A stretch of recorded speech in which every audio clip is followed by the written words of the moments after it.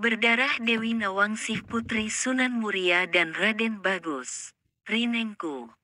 Sumber, https://portal majalengka.pikiran-hubung-rakyat.com/penulis, Zaki Sayyidi Editor, Muhammad Ayus. Kisah cinta dari setiap orang memiliki alur yang berbeda. Seperti salah satu kisah cinta yang dialami Dewi Nawangsih Putri dari Sunan Muria. Sunan Muria sendiri adalah salah satu wali Allah yang menyebarkan Islam di tanah Jawa. Sunan Muria yang ikut menyebarkan Islam di tanah Jawa kemudian disebut dengan salah satu wali Songo, tentunya bukan sembarang orang. Jasa beliau dalam penyebaran Islam di tanah Jawa sangat begitu besar sehingga beliau masuk dalam kelompok wali Songo. Sunan Muria memiliki salah satu putri yang bernama Dewi Nawangsih. Konon Dewi Nawangsih dalam catatan sejarah memiliki rasa cinta kepada salah satu santri Sunan Muria yang sangat cerdas. Sejarah lisan yang berkembang di kalangan masyarakat menyebutkan bahwa Dewi Ayu Nawangsih adalah putri Sunan Muria. Dewi Ayu Nawangsih yang mulai beranjak dewasa jatuh hati kepada salah satu murid Sunan Muria yang paling cerdas dan sangat tampan menawan. Dia adalah Raden Bagus Rinengku, seorang putra mahkota dari Pandanaran, ada pula yang menyebutnya putra mahkota Mataram. Konon, cinta mereka berdua tak direstui oleh Sunan Muria. Sang ayah telah merencanakan puterinya itu dinikahkan dengan salah seorang muridnya yang lain. Sunan Muria berusaha keras agar mereka berdua tak saling berkomunikasi.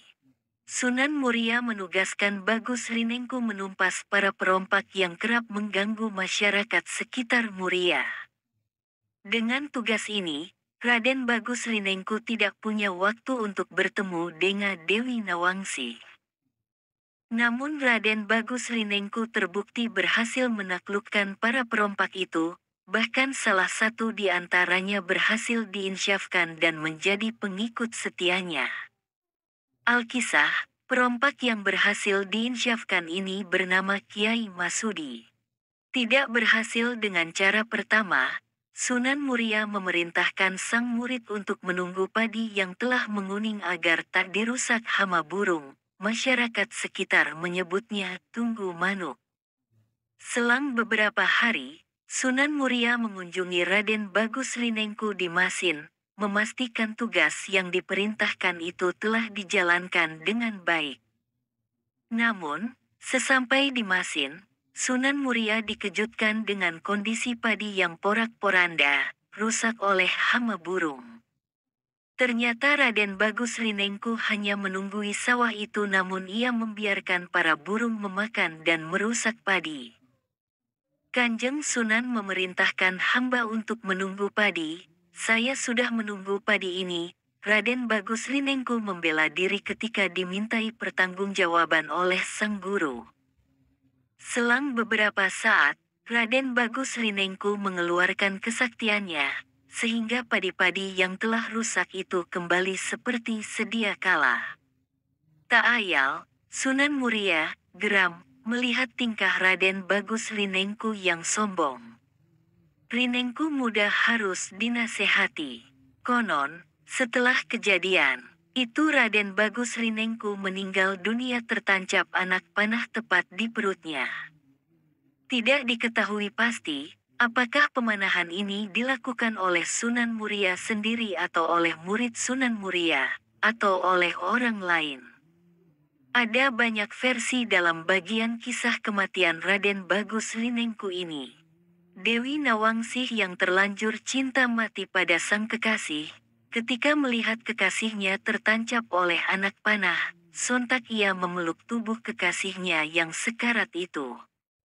Tanpa sengaja anak panah yang masih tertancap di perut Raden Bagus Rinengku menembus perut Dewi Nawangsih. Seketika itu juga Dewi Nawangsih meninggal dunia. Versi lain dari kisah ini menyebutkan, ketika Sunan Muria sampai di Masin, Selain mendapati sawah yang telah rusak, Sunan Muria juga geram dengan pemandangan yang dilihatnya. Ternyata Raden Bagus Rinengku sedang bermesraan dengan puterinya, Dewi Nawangsi. Melihat kejadian ini, Sunan Muria lantas memanah Raden Bagus Rinengku sehingga ia meninggal dunia di tangan sang guru. Versi lainnya menyebutkan bahwa Sunan Muria bermaksud menakut-nakuti saja, namun anak panah itu tanpa sengaja meleset sehingga menembus perut Raden Bagus Rinengku. Kebenaran versi ini perlu dipertanyakan. Berdarah Dewi Nawangsih putri Sunan Muria dan Raden Bagus Rinengku. Sumber, https://portal majalengka.pikiran-hubung-rakyat.com penulis, Zaki Sayyidi editor, Muhammad Ayus. Kisah cinta dari setiap orang memiliki alur yang berbeda. Seperti salah satu kisah cinta yang dialami Dewi Nawangsih putri dari Sunan Muria. Sunan Muria sendiri adalah salah satu wali Allah yang menyebarkan Islam di tanah Jawa. Sunan Muria yang ikut menyebarkan Islam di tanah Jawa kemudian disebut dengan salah satu wali Songo, tentunya bukan sembarang orang. Jasa beliau dalam penyebaran Islam di tanah Jawa sangat begitu besar sehingga beliau masuk dalam kelompok wali Songo. Sunan Muria memiliki salah satu putri yang bernama Dewi Nawangsih. Konon Dewi Nawangsih dalam catatan sejarah memiliki rasa cinta kepada salah satu santri Sunan Muria yang sangat cerdas. Sejarah lisan yang berkembang di kalangan masyarakat menyebutkan bahwa Dewi Ayu Nawangsih adalah putri Sunan Muria. Dewi Ayu Nawangsih yang mulai beranjak dewasa jatuh hati kepada salah satu murid Sunan Muria yang paling cerdas dan sangat tampan menawan. Dia adalah Raden Bagus Rinengku, seorang putra mahkota dari Pandanaran, ada pula yang menyebutnya putra mahkota Mataram. Konon, cinta mereka berdua tak direstui oleh Sunan Muria. Sang ayah telah merencanakan puterinya itu dinikahkan dengan salah seorang muridnya yang lain. Sunan Muria berusaha keras, agar mereka berdua tak saling berkomunikasi. Sunan Muria menugaskan Bagus Rinengku menumpas para perompak yang kerap mengganggu masyarakat sekitar Muria.